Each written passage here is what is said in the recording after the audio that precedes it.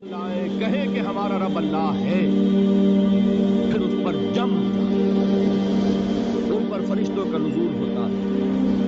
نہ کوئی غم کرو نہ خوف، خوشیاں مناؤ جنت کی جس کا تم سے وعدہ کیا گیا تھا۔ اللہ کی ربوبیت پر اطمینان جب انسان کو ہو جاتا، میرا رب اللہ ہے، ربی اللہ، انسان کے لیے نہ کوئی کھٹکا، نہ کوئی خطرہ، نہ کوئی خوف، نہ کوئی حزن۔ جو کچھ ہو رہا ہے کس کے اذن سے ہو رہا ہے؟ اللہ کے اذن سے۔ اللہ کے اذن کے بغیر پتا تک نہیں ہلتا۔ یہ کوئی اندھا بہرا مادہ نہیں ہے جس سے مجھے کوئی خوف ہو۔ اندھا بھینسا چلا آ رہا ہو اس سے تو ڈرنے کا ہر انسان کو ڈرنا چاہیے، نہ معلوم کس کو ٹکر مار دے۔ لیکن نہیں، اس کائنات کو چلانے والا ایک سمیع و بصیر خدا ہے۔ وہ جو میرا دوست ہے، میرا ولی ہے، اللہ ولی الذین آمنوا یخرجہم من الظلمات الی النور۔ اللہ اہل ایمان کا ولی ہے، ساتھی ہے، پشت پناہ ہے، مددگار ہے، حمایتی ہے۔ بتائیے جسے یقین ہو جائے کہ اللہ میرا مددگار، اللہ میرا محافظ، اللہ میرا پشت پناہ، اللہ میرا حمایتی، اس کے لیے کوئی خوف ہوگا؟ اس سے کوئی ڈر ہوگا؟ میں مثال دیا کرتا ہوں ایک بہت سادہ پنجاب کے دیہات کی۔ وہ بڑا چودھری ہے اور کوئی غریب کسان ہے۔ اس غریب کسان کے جانوروں کو ہر وقت اندیشہ ہوگا چوری کا، کوئی میری بھینس کھول کر نہ لے جائے، کوئی میرا بیل کھول کر نہ لے جائے۔ لیکن جس کے بارے میں یہ سب کو معلوم ہو کہ وہ جو بڑا چودھری ہے وہ اس کا دوست ہے، اس کی بچیا کو کوئی خوف ہوگا؟ اس کی بھینس پر کوئی ہاتھ ڈالے گا؟ اسے کوئی اندیشہ ہوگا؟ نہیں۔ کیوں؟ کہ وہ بڑا چودھری، بڑا اس کا یہاں کا سردار، جاگیردار، سب کو معلوم ہے وہ میرا دوست ہے، کوئی میرے خلاف اقدام نہیں کر سکتا۔ اس دنیا میں یہ چھوٹی سی بات ہے، اگر آپ کے دلی اطمینان اور سکون کا باعث بن سکتی ہے تو ذرا تصور کیجئے۔ میں لفظ تصور استعمال کروں گا صرف اس لیے کہ اس کا ہم جس کو کہتے ہیں ادراک اور شعور کر نہیں سکتے، اگر کے ساتھ کر سکتے۔ اگر یقین ہو کہ اللہ میرا مددگار اور یقین ہو کہ اللہ ہر آن میرے ساتھ ہے، پھر کوئی خوف؟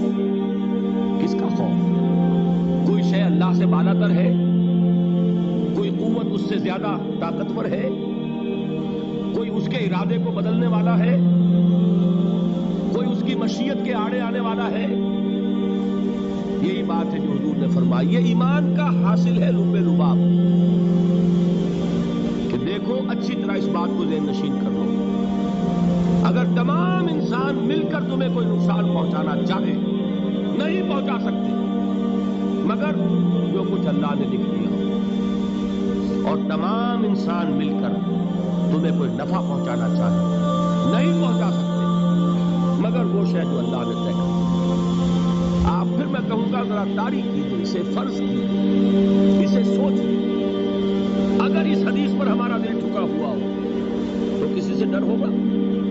یہ مجھے نقصان نہ پہنچا دے، یہ میری رپورٹ خراب نہ کر دے، یہ میری انکریمنٹ نہ رکوا دے، یہ میرا یہ نہ بگاڑ دے، یہ میرے یہ نقصان نہ پہنچا دے۔ اس کا ڈر، اس کا ڈر، اس کا خوف، اس کی خوشامد، اس کے لیے جا کر طرح طرح سے اپنی عزت نفس کو ذلیل کروانا اس کے سامنے، یہ سب کچھ کیوں کرتا ہے انسان؟ جب سمجھتا ہے کہ اس کے ہاتھ میں میرا کوئی نفع ہے، اس کے ہاتھ میں میرے لیے کوئی ضرر ہے، یہ مجھے کوئی غضب پہنچا سکتا ہے، یہ مجھے کوئی نقصان پہنچا سکتا ہے، یہ میرا کوئی کام بنا سکتا ہے، یہ میری کوئی ضرورت پوری کر سکتا ہے، اسی کا نام شرک ہے۔ جہاں آپ نے یہ سمجھا کہ غیر اللہ کے اندر کوئی طاقت موجود ہے، وہی شرک ہے۔ بتوں سے تجھ کو امید ہے، خدا سے نومیدی، مجھے بتا تو صحیح اور کافری کیا ہے؟ شرک تو یہ ہے جس پر بھی تمہیں یہ خیال ہے، کلمہ ہے یہ کلمہ سوم، لا حول ولا قوت الا باللہ، ذرا اس پر دل کو کبھی اگر آپ تصور کریں، پھر فرض کریں دل ٹھک جائے، اس پر کوئی طاقت نہیں۔ یہی بات تھی جو شیخ عبد القادر جیلانی رحمۃ اللہ علیہ نے اپنی وصیت میں اپنے بچے سے کہی. 11ویں دینے والے ہیں، لیکن حضرت شیخ عبد القادر جیلانی کی وصیت اور تعلیمات کو کتنے لوگ ہیں جو جانتے ہیں؟ یہ جن مقامات تک پہنچے ہیں وہ کس چیز کی بدولت پہنچے ہیں؟ انہوں نے جو پیغام دیا وہ کیا تھا؟ اے میرے بچے، جس طریقے سے قرآن مجید میں حضرت لقمان کی نصیحتیں جو ہے نقل کر دی گئی ہیں، میں یہ عرض کروں گا بالفرض اگر قرآن حضرت عبد القادر جیلانی کے بعد نازل ہوا ہوتا تو شیخ عبد القادر کی یہ نصیحتیں بھی قرآن میں درج ہوتی. اتنی اونچی نصیحتیں ہیں. اے میرے بچے، اس حقیقت کو ذہن نشین کر لے، لا فاعل فی الحقیقت ولا مؤثر الا اللہ. اس کائنات میں نہ کوئی فاعل حقیقی ہے نہ مؤثر حقیقی ہے سوائے اللہ. کسی شے میں کوئی تاثیر نہیں اگر اللہ نہ چاہے. آگ جلا نہیں سکتی اگر اللہ نہ چاہے. پانی ڈبو نہیں سکتا اگر اللہ نہ چاہے. زہر ہلاک نہیں کر سکتا اگر اللہ نہ چاہے. کوئی چیز فائدہ نہیں پہنچا سکتی اگر اللہ نہ چاہے. تو در در پہ کیوں سر جھکاتے ہو؟ در در پر کیوں جبیں سائی کرتے ہو؟ سب کے سامنے کیوں ہاتھ پھیلاتے ہو؟ ایک اللہ سے مانگو، ایک اللہ کے سامنے زمین پر اپنی جبین رکھو. لا فاعل فی الحقیقت ولا مؤثر الا اللہ. نظر آتا ہے ہمیں کہ پانی پیاس بجھا دیتا ہے. پیاس بجھانے کی صلاحیت پانی میں نہیں ہے، اللہ کے اذن سے. کھانا بھوک مٹا دیتا ہے، بھوک مٹانے کی صلاحیت کھانے میں نہیں ہے، اذن رب. دیکھیے یہی یقین تھا. حضرت موسیٰ علیہ السلام کا واقعہ یاد کیجئے. سامنے سمندر آ گیا ہے، قوم دیکھتی ہے پیچھے کہ گرد و غبار کا طوفان. معلوم ہوا کہ فرعون اپنے لشکر سمیت آ گیا. لشکر جب چلتا تھا تیز رفتاری کے ساتھ تو گرد و غبار کا جو طوفان اٹھتا تھا اس کا تصور کیجیے. اور لمحہ بلمحہ وہ قریب آ رہا ہے. پوری قوم نے کیا کہا؟ اے موسیٰ انا لمدرکون، اے موسیٰ ہم کو پکڑے گئے. قرآن مجید میں تو یہاں وہ باتیں نہیں لکھی ہیں، لیکن تورات میں یہ درج ہے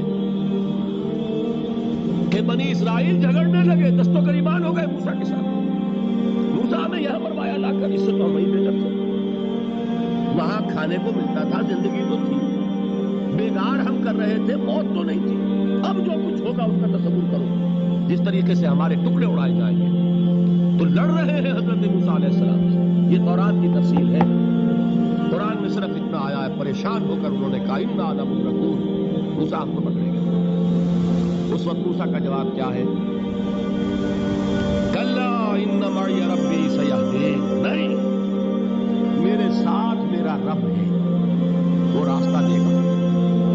بتائیے کہاں راستہ نظر آ رہا ہے؟ یہ ہے ایمان بالغیب. راستہ نظر نہ آئے تب اللہ پر یقین ایمان ہے. جیب میں پیسے ہوں اور تب دل کو اطمینان ہے تو ایمان کس پر ہوا؟ پیسے پر، اللہ پر نہیں. جب وسائل و ذرائع نہ ہو اور پھر یقین ہو کہ اللہ مسبب الاسباب ہے، وہ اسباب کا پابند نہیں ہے، وہ اسباب کا محتاج نہیں ہے، اسباب اس کے محتاج ہیں. اگر یہ یقین ہے تو اللہ پر ایمان ہے. یہ نہیں ہے تو تمہارا ایمان اسباب پر ہے، وسائل پر ہے، ذرائع پر ہے، مادیات پر ہے، اللہ پر نہیں. اس وقت کہاں راستہ تھا؟ وہ راستہ تھا سمندر ہے اور ادھر سے لشکر آ گیا ہے. کلا ان معی ربی سیہدین.